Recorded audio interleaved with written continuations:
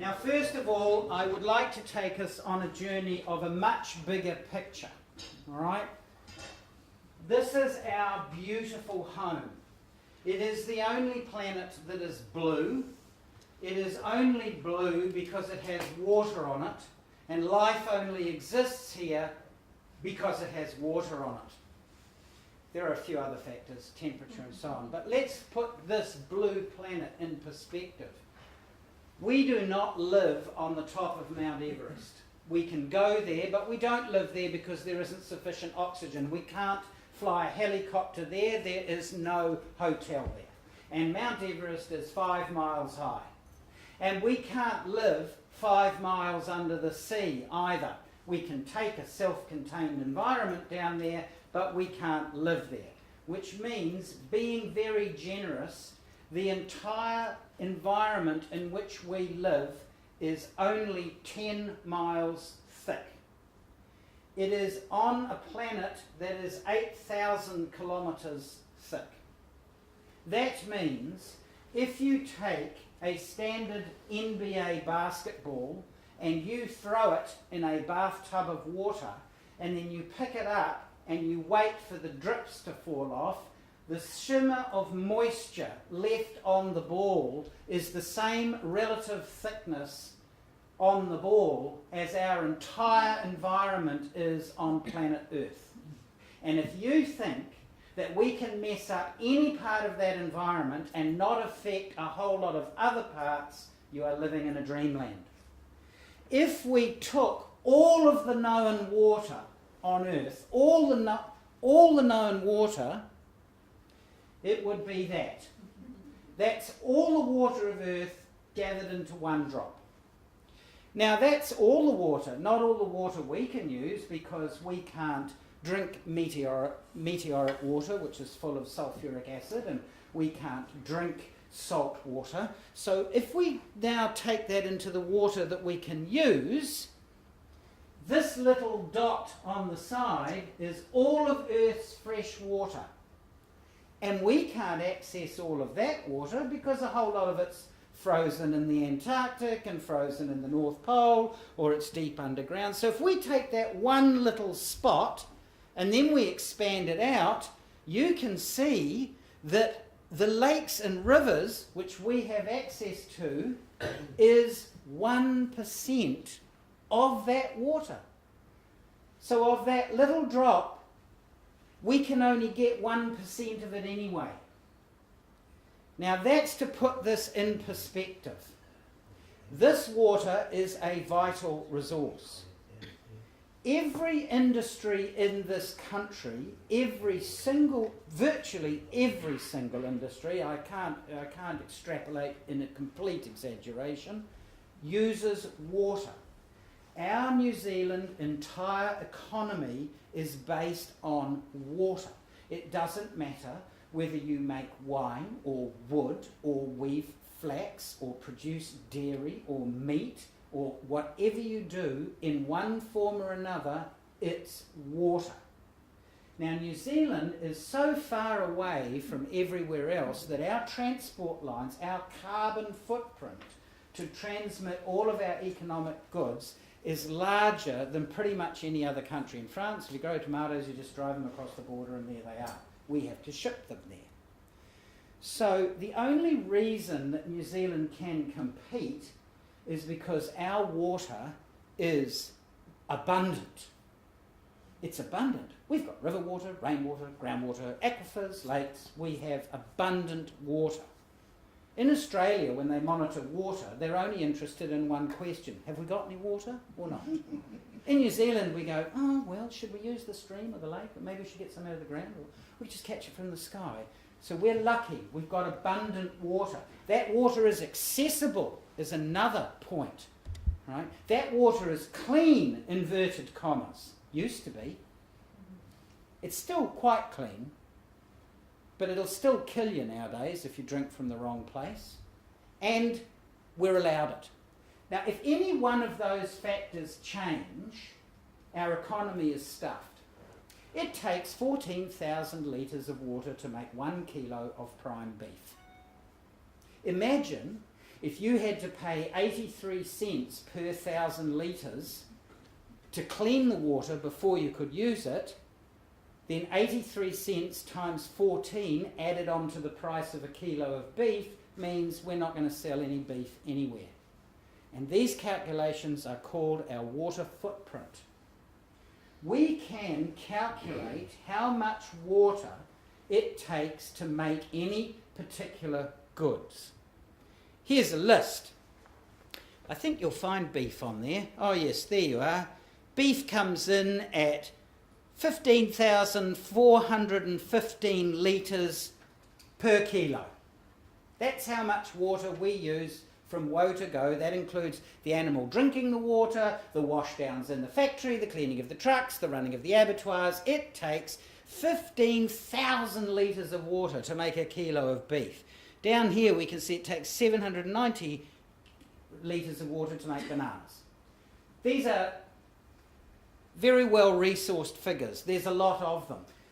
The justification for growing meat in the water economy can only work because of our abundance. Now, when we pollute our waterways, we affect our economy. $5 million of milk powder sent to China was thrown out, destroyed and not paid for because it was polluted with nitrate. It got polluted with nitrate because nitrate from farming procedures came down the river and got sucked into the water plant, wasn't detected, was put in the process, became an unachievable level, and we lost $5 million worth of product. If we pollute the water, we can't sell the goods. Now, there's a lot of stuff that bashes farmers, which I think is completely unfair. I had farming background as a child, sheep, tikawiti, poultry, mamaku, dairy in Thames. I come from a family that has had a lot of farming involved in it at different times. I ended up being the city kid and going to university and doing a degree in ecology and water science and things like that, so I did not end up in the farms. But dairy isn't the only industry that our country's got. Our country has lots of industry. Tourism makes more money for more people spread more through the economy than dairy makes, but dairy is the poster child. Tourism industry money is very hard to plot because every dairy, every petrol station, every tour group, every airport tax, everything gets a bit of the money and they can't track it all. With dairy it's easy. We take something, we sell it overseas, we put that in a balance sheet, there you go. So dairy is a poster child. But dairy does not earn most of our money. So we shouldn't use one industry that doesn't earn most of our money to force it, and I'm saying farmers are forced, it's not choice. All farmers think they're doing good things for the land, they want to do the best, they are trying to live in a system. The economy forces them to take actions which then affect the waterways which tourists use. This used to be a swimming hole. You can't swim in it now. All the pictures I'm using are from New Zealand. Well, except the ones from planet Earth. You can't use this anymore. You can't use this anymore because the soils were not suitable for intensive farming in that area, but the farmers were forced to maintain economic advantage.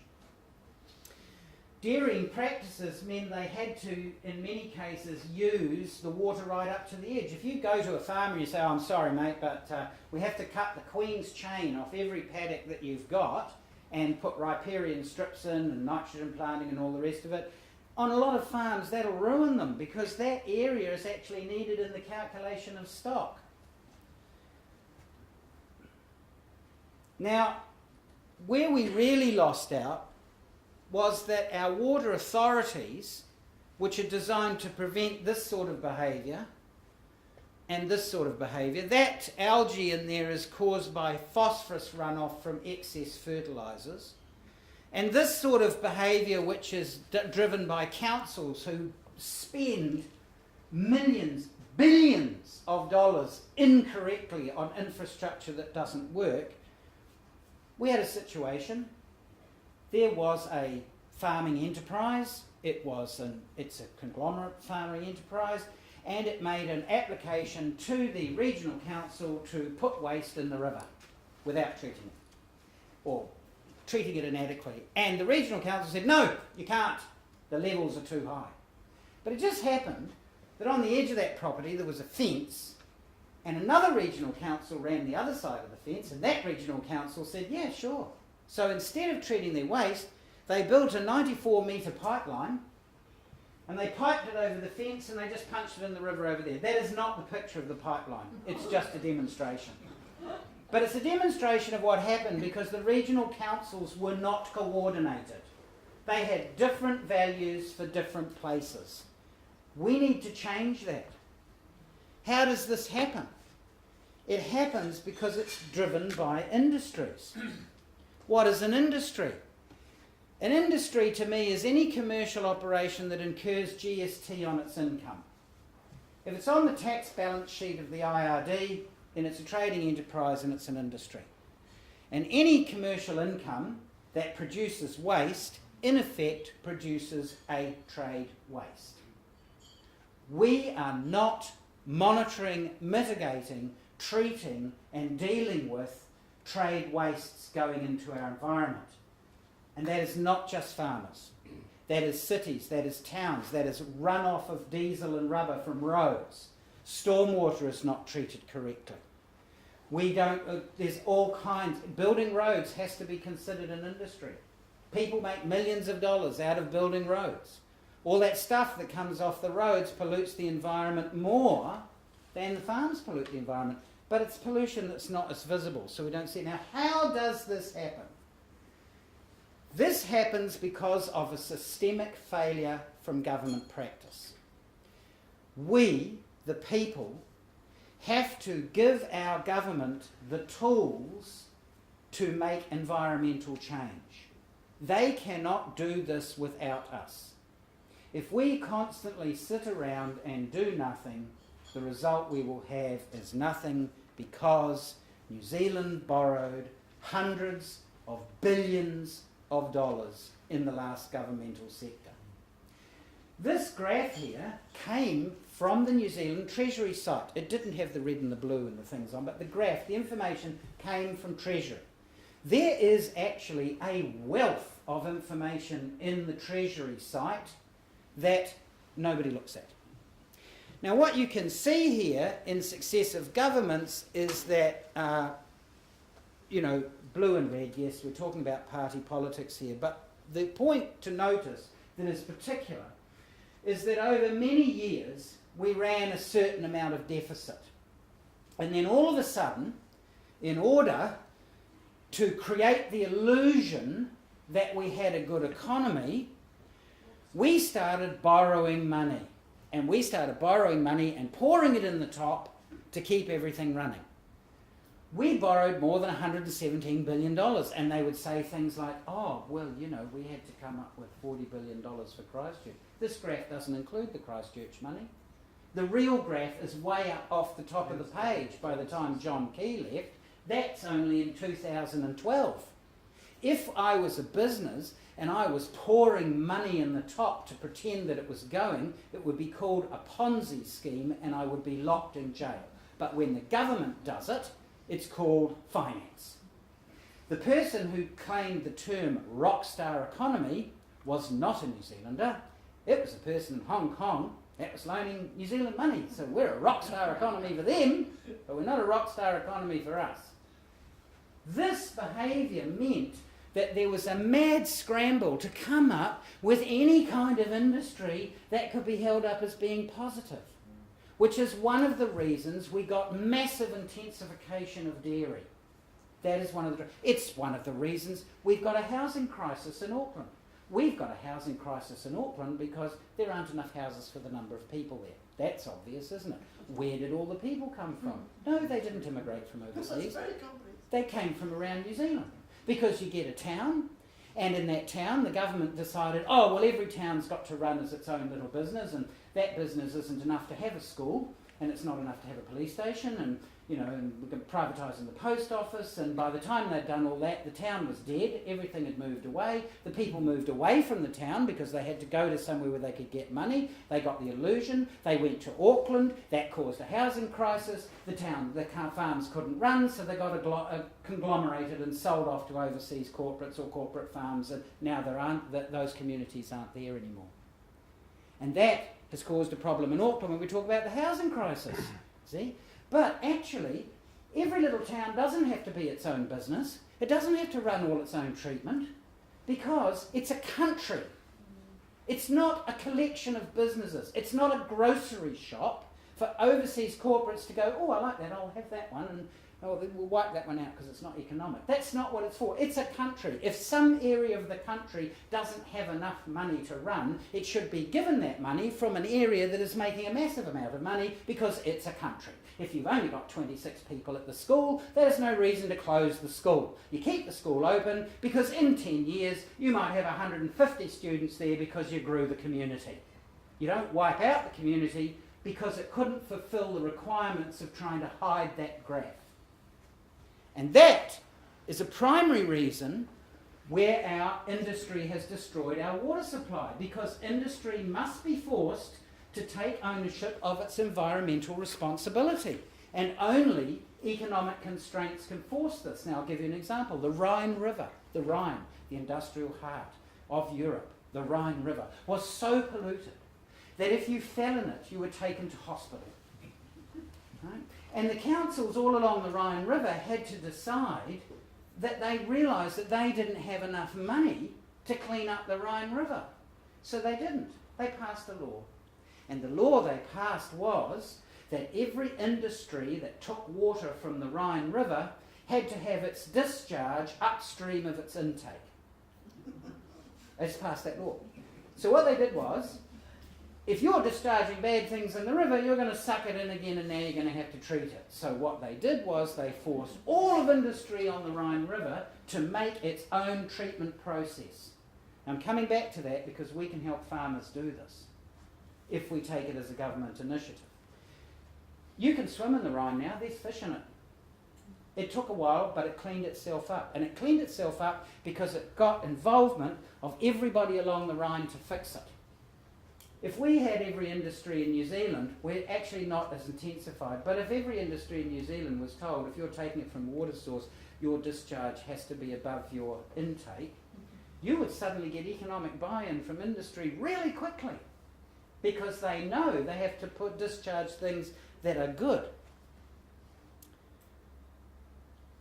Now, this cannot happen until there is unity between all councils. We can't have one set of rules over there and one set of rules over here. I'll give you an example. The RMA, the Resource Management Act, the way lawyers wrought everybody.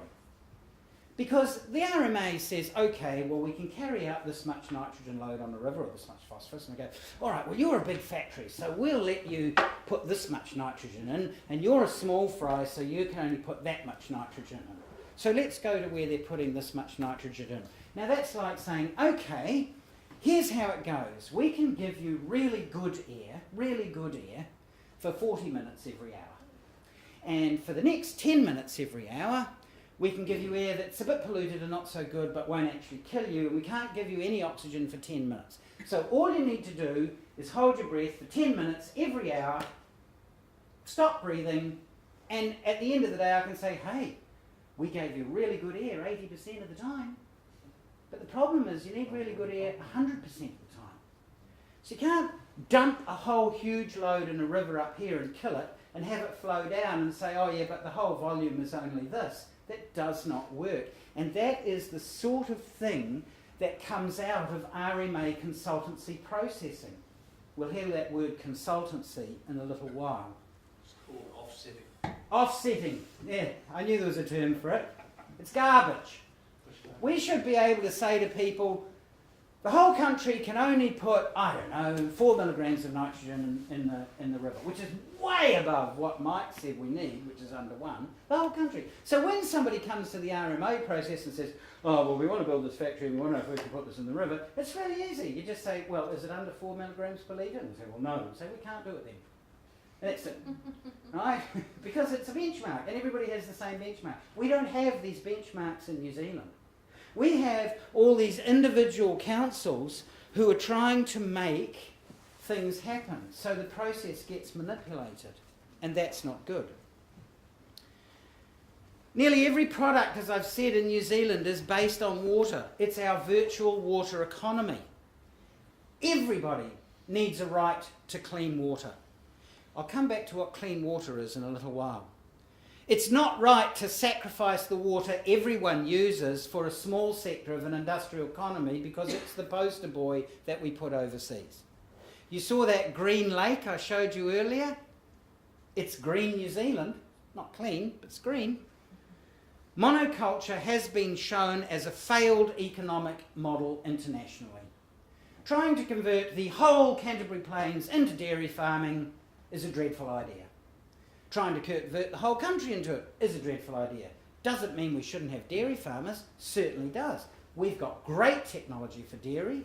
We can get into dairy farming really well, but it shouldn't be the only industry you can get in. We need to have a mix. The environment needs a mix.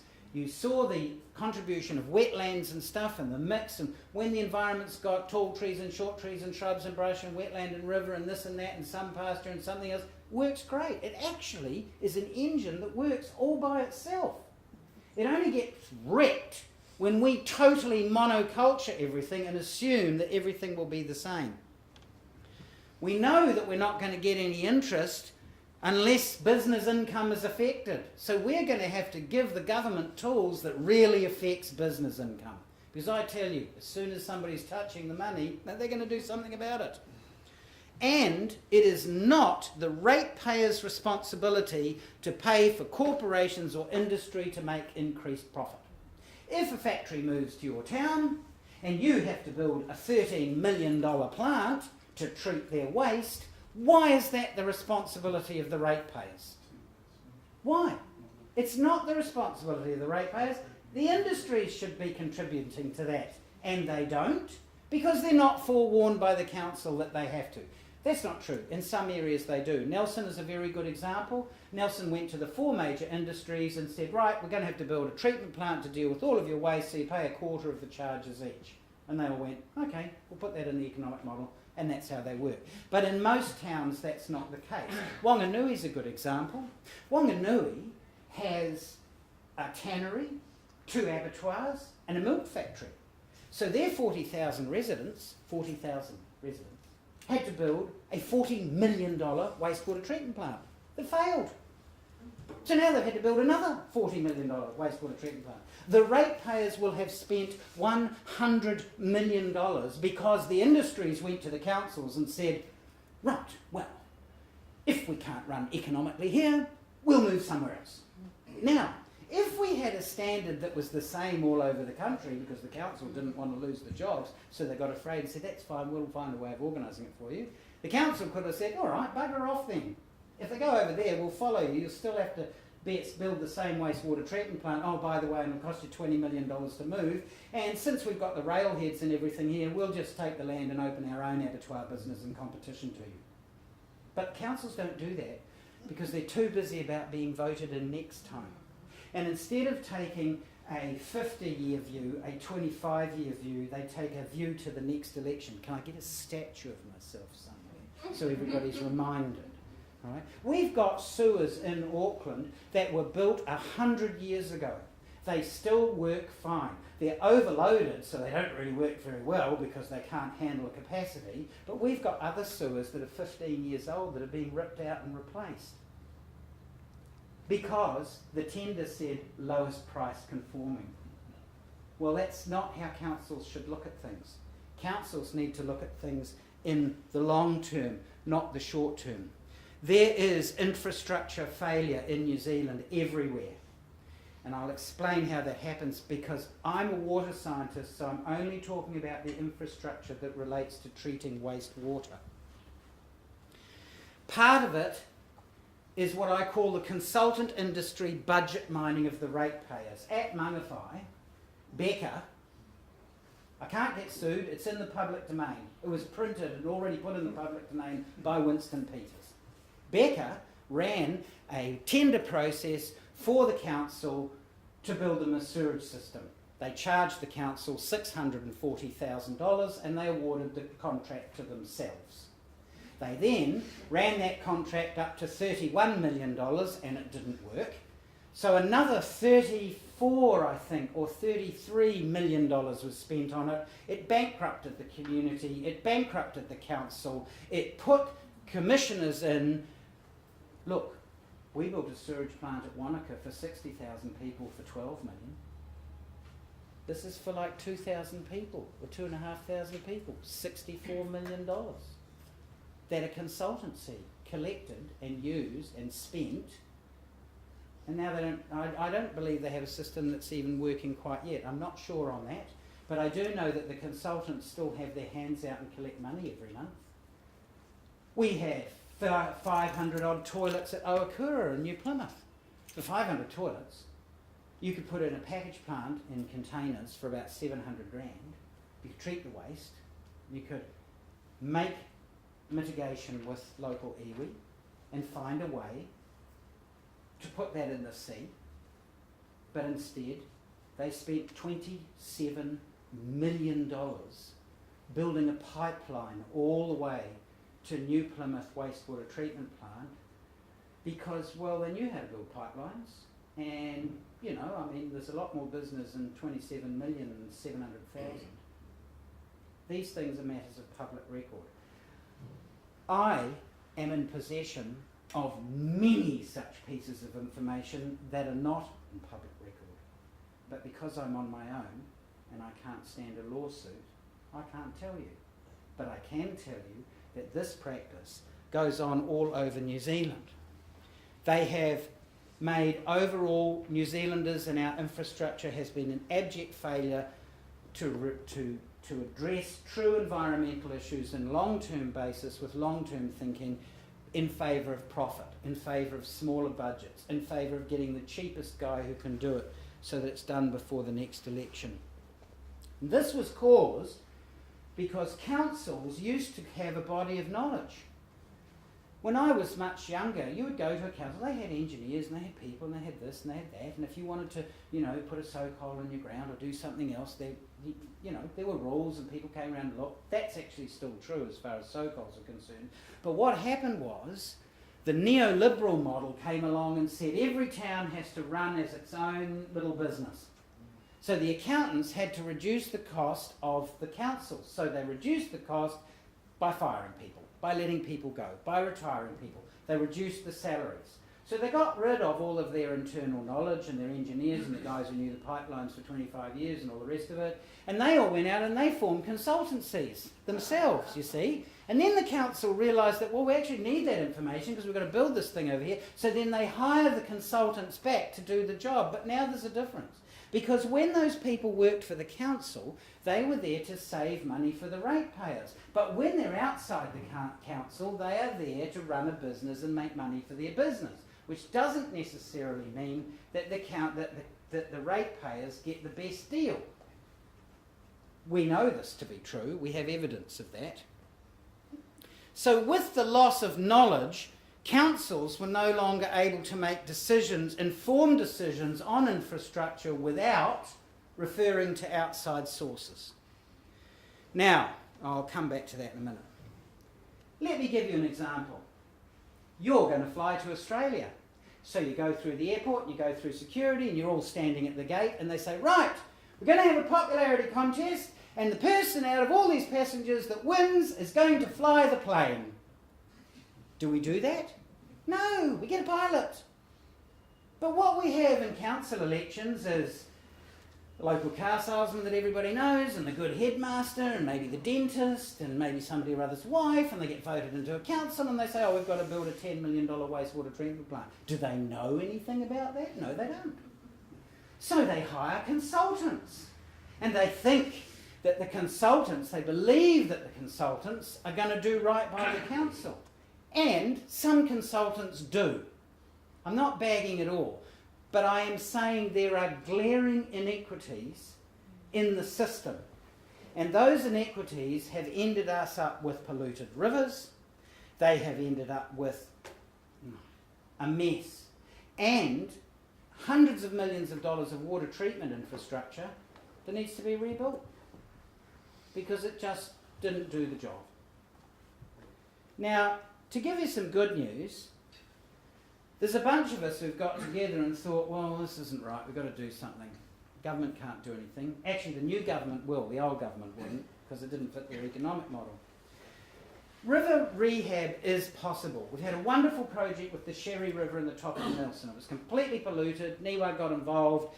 It was not a dead river, but it was almost dead river, needed cardiac arrest, etc. Well, they got together and they formed a committee of all the locals and the farmers and everybody got together and they stopped the stock going in the water and they planted riparian strips and the people in the town stopped the discharge and they stopped the mining, clay mining and stuff. They put it all together and they planted it all up and they fenced it all, and we have, in a few years, a completely rehabilitated river. It's great, and everybody is so proud of it that they were able to do that. Community effort fixed it. Government effort did nothing. Nick Smith, I guess, took credit for it. He was good at that. There's another one, Carterholt Harvey, the black drain coming out of the Aquaero forest. Right? The black drain. Well, it's not a black drain anymore. It's clear, you can see it, the inanga in there, you can eat the puha, there's kura in it.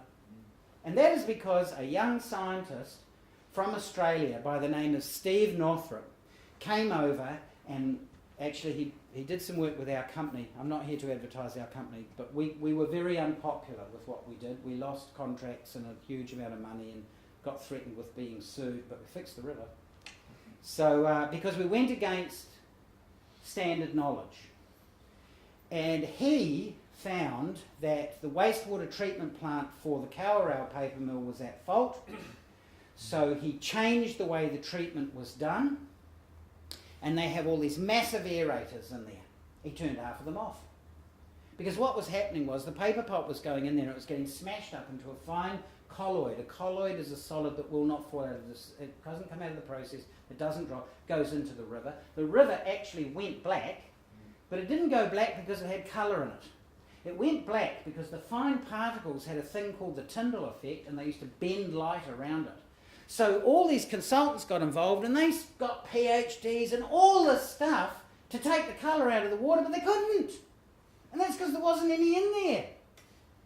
I had the leader of these consultants in my office. I'd put a sample of river water under a microscope. I wanted him to look down the microscope and he wouldn't. He used a lot of great swear words to tell me exactly what I was and why he never ever had to do anything with me and he wasn't going to have a look at any of our research, and he stormed out. But Steve went ahead, we cut the aerators, we did it. It's not the Black River. The river is being rehabilitated. It's great. You can stand on the bridge and you can see in the river, you can see the life in the river. And what happened? Well, Norska went for it because suddenly they're saving $500,000, $1 million a year in electricity, so of course they'd go for that. But the other contributors to that plant went, oh no, you can't do that. No. And they went and complained to the regional council because they want them all turned back on again. They're insisting in putting back in place actions which will again turn it into the Black River, and the regional council has been supporting that, so we're fighting that. And it came down to another thing, is that we don't have any standards by which to judge whether a river has been rehabilitated. I have stood with iwi who have told me on their heart that when they were little children, they would stand there, Waihau River, they would stand there and they would say it was so clear you could see the bottom and you could see the fish in it. And that is a fantasy.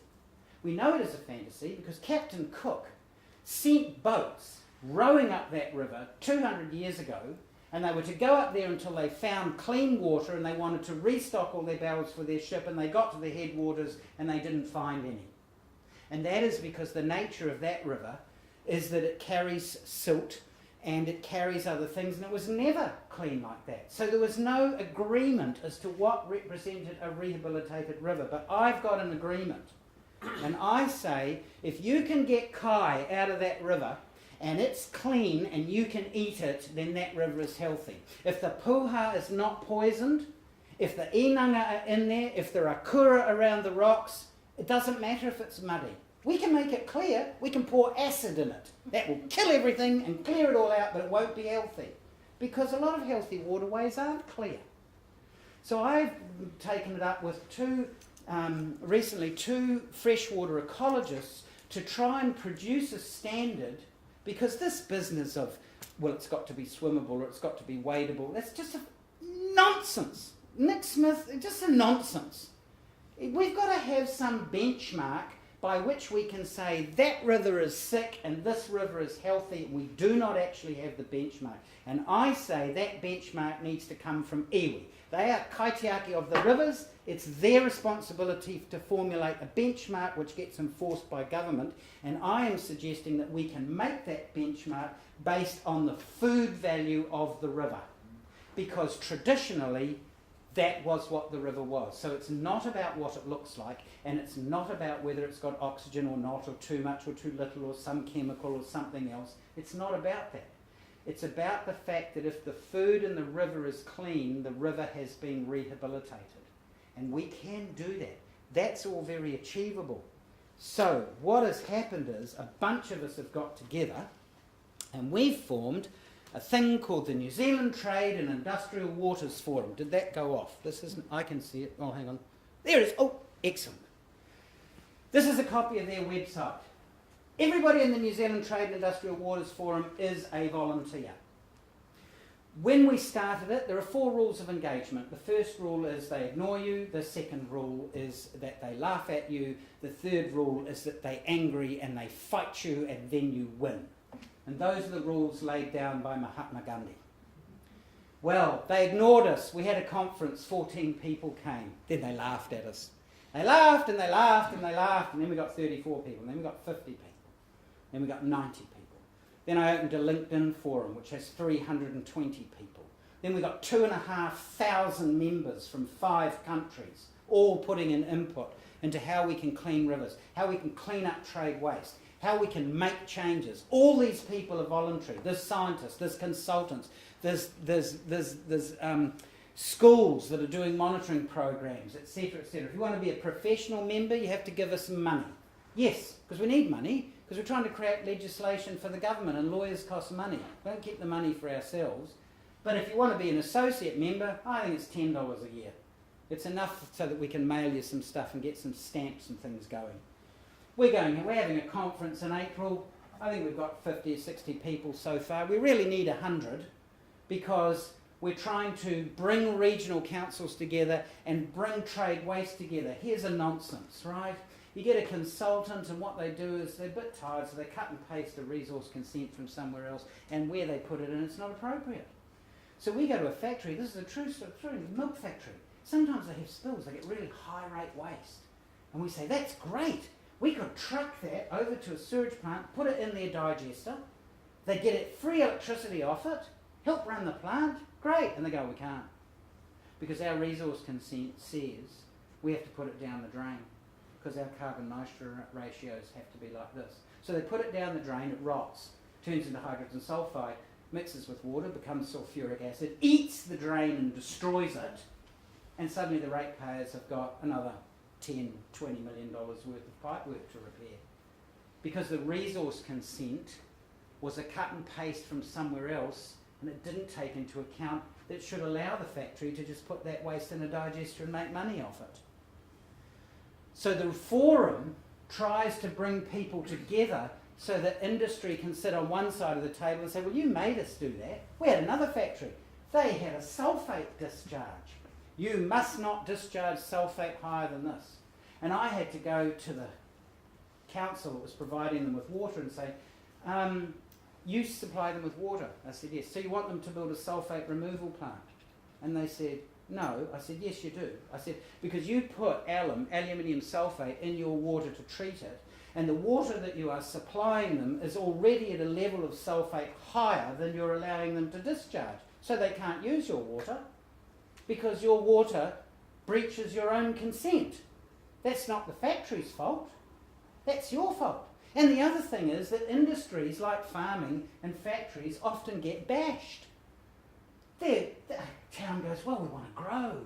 We want to have more. So they say, oh, come down, the water's warm, build your factory down here. So a factory builds down there and it starts sending its waste down the line and it kills the treatment plant.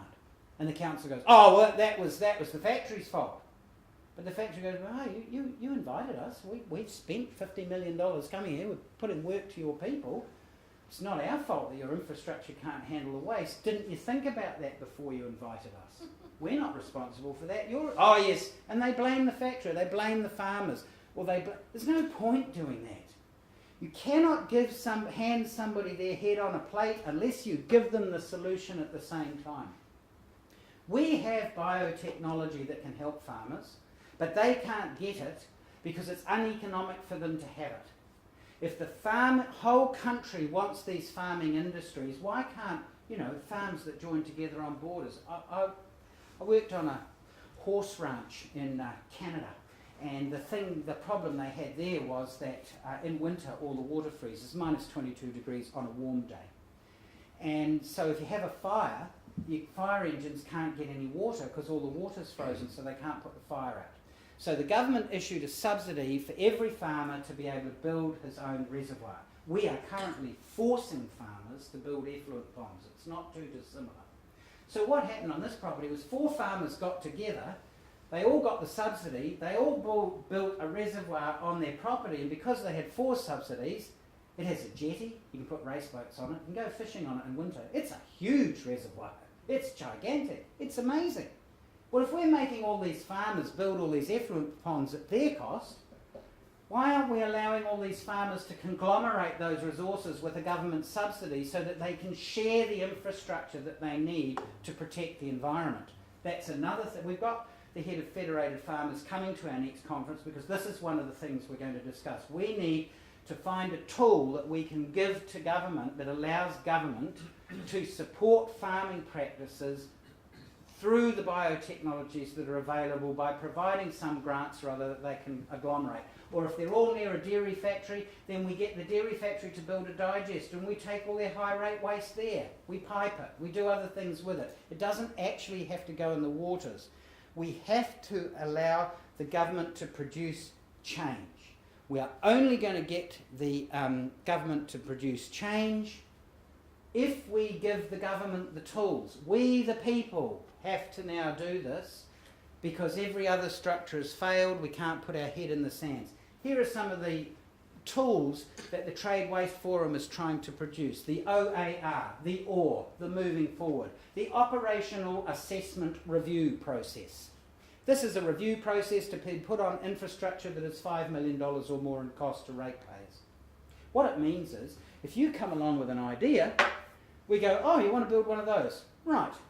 Well, operations is, we go to somewhere else where you've built one of those, or somebody else has built one, and we go to the operators and they say, what are your wins and what are your losses? Does it work? Because under certain peer review processes, you're not allowed to do that. You're not allowed to use hindsight. It is assumed that if you built something that didn't work, then you would have learned from that. Right? But that's why we can get 5 plants built by a person and none of them work. The assessment is the data, because the information that we get on which to build this infrastructure needs to be collected and it needs to be valid. One of the reasons $40 million was misspent on a plant once is because the accountant said, no, we're not going to spend $26,000 collecting data because the industry is giving us all the data. But the problem with the industry's data was that the guy took it at 10:30 every morning after his cup of tea. So we had years of data of what the plant was doing at 10:30. But they didn't tell us what it was doing in the morning when it was flushing out the tanks, or what it was doing at night, or what it did over weekends, or when they had blood runs, or when they had spills, because none of those happened at 10:30. So they built a plant based on the data from 10:30, and then other things happened and it didn't work. So we have an assessment, the operational assessment review process. Now that doesn't mean we get rid of the consultancy. It means we go back to them and we say, okay, here you are. We've discovered that when we built one of these over here, we had these problems. Are you able to guarantee to us that if we build this, we won't have the same problems? Oh, yes, certainly. Excellent. Sign here. And then it's kind of like, well, maybe, risk mitigation. Oh, you can. Well, why don't you go away and redesign it, because we don't want any of these problems in our plant. That's the OAR. That's a tool that can be used by councils. Wastetrack. Wastetrack's another tool that MFE threw out.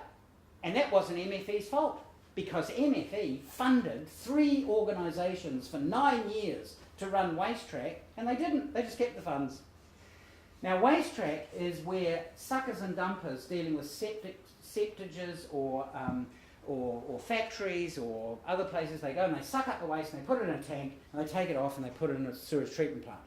So when I come to you and I empty your septic tank, I say, right, well, that's $80 for the transport, and then there's a fee for processing the waste. There you go. And I suck it all out and you pay me the money and I go away. But when I go down the road, instead of going in the front door of the wastewater treatment plant, because it's going to cost me money, I nip up the black box, lift up a manhole and just pump it all down there.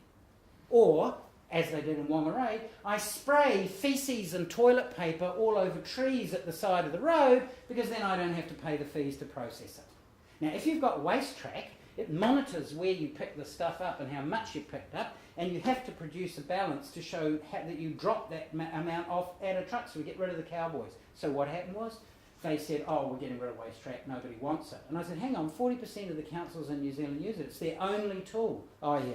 So we, the volunteers, had to pick up Wastetrack and raise tens of thousands of dollars and make computers and do all sorts of stuff so that we could start running it again. And now we're having to sell it back to the councils. And now, because suddenly it's running, the people who throw it out went, oh, we're just a voluntary organisation. You should give that back to the professionals. Well, you can't have that. We'll look after that. But they don't offer us any of our $60,000 back that it's cost us to set it up. They just want it for free now, because they can now see, that's a business. We can make money out of that. It's popular. We've had Havelock North. God, there's committees, there's councils. We need to look good. Give it back.